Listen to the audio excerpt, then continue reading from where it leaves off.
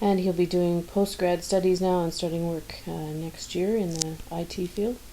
So he seems really happy, and it was lovely to see him and to meet his parents and spend the day at their home, which is outside of Bielefeld, kind of in the country.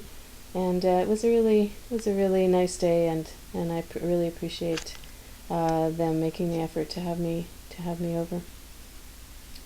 And after I'd been there, I also met 2 or 3 fans, Rafa fans, at the tournament there.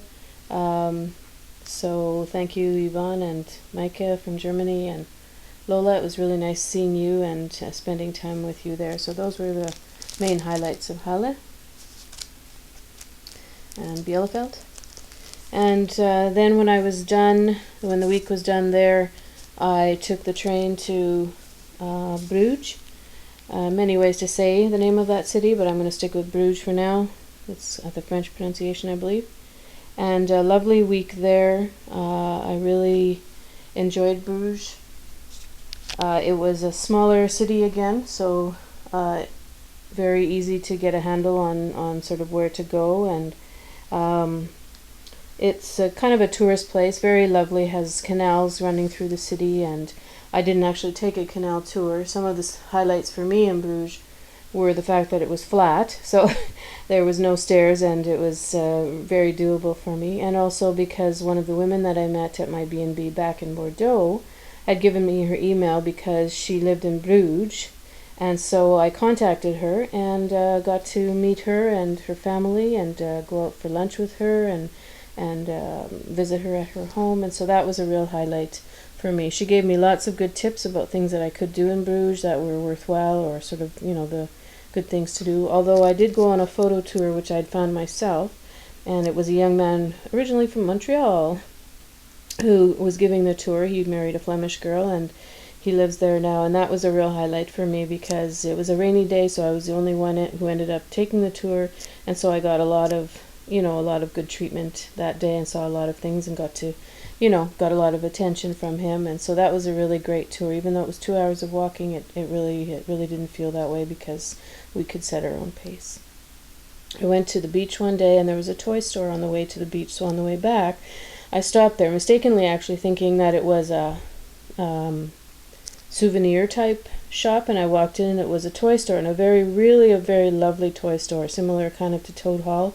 Paid a lot of attention to it and got to talking to the woman there because she wasn't busy, and she gave me this postcard in the end to remember it because it had been in her family for 3 or 4 generations now, this toy store, and so they had a lot of pride invested in the store, and so it was a neat experience talking to her, and that's why I have that postcard. It's an old picture, I think, of the place, but it looks very similar now, the building and so on.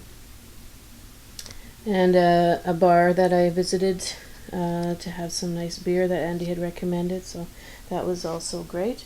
So yeah, that was Bruges. When my time there was done, I headed into London, and London was Wimbledon, of course, and I stayed in a B&B that was in the Wimbledon Park area, and only really got to see Wimbledon one day. I did the whole queuing experience, and this is a big book about all the rules and regulations and things that you need to know to be able to queue for tickets for Wimbledon, and I followed everything in there and got there the day before, but it was a lot of standing and walking the next day, about 4 hours of queuing to get into the actual site and get tickets, and just thinking of Lena, I took out the white wristband and from Roland Garros actually, and wore it because Rafa wears white. Everybody does at Wimbledon. So yeah, that was sort of a 2-day event. 1 day getting there and camping, and the next day queuing and being there, and then that was it. That was it for Wimbledon for me. So I had to make other plans for the week, and one of the things I did was go to the Tower of London, which is actually like a whole bunch of buildings together in a fort kind of thing, fortress. And it was interesting, and we took a tour, and these gentlemen here, they're called yeoman warders. Some people call them beefeaters, but when we were on the tour, he explained to us that that's just a nickname and they don't know where it comes from, but they're actually yeoman warders, and they're very proud of their job and of their uniform. And you see some of them guarding the Queen when she goes on her carriage tours and special events. They're called yeoman guards then, and so it's the same part of the military. And these gentlemen take you on tours, and the one we had was really great. Lots of good information and kind of a dry sense of humor, and very good. I also went to Phantom of the Opera one night, and it was really good. I got the last seat in the house, which was behind a pole, but it was fine. I could crane my neck one way or the other, and just the experience of being in that old theater, Her Majesty's Theater it was called, and seeing the production in London was definitely worth it. So that was fun.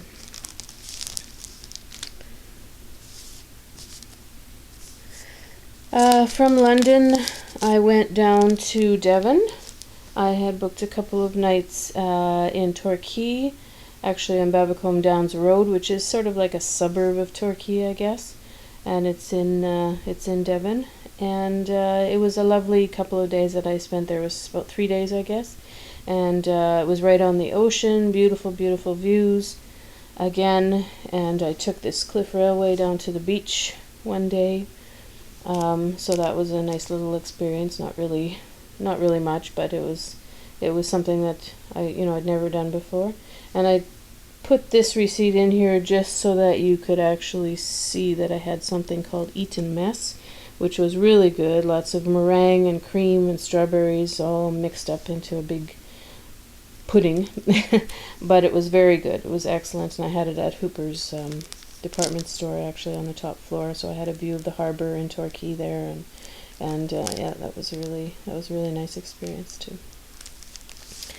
And then from there I took the train to Sussex, and I was at Jen's. Lovely Jen hosted me for 3 or 4 days, and I can't say enough about their hosting abilities. I think they should start a B&B, that family, because it was just wonderful. Her friendship is really something I treasure. And the first day we went to Chichester, and we visited the cathedral there, and had an outing that day, and also went to a bar. I'm not sure if it was called the Badger. I think it might have been. And this was just one of the placemats there, and we spent time there and watched Andy and Del Potro, I guess, for the semi-final there. We watched quite a bit of that. And then the next day she just took me on the back roads of Sussex, East Sussex, I guess, and we ended up at the Bodiam Castle, and that was a real fun kind of day. Lots of spoiling, eating, just having the family wait on us and take care of things, and we did watch the final on Sunday between Andy and who did he play? I'm blanking out now, but anyway, he won. So Andy won Wimbledon, and that was really great. Jen is a Scottish woman, so she was very happy to have Andy win finally. Then for my last 2 days, I went back to London, and I stayed at Queen's Gate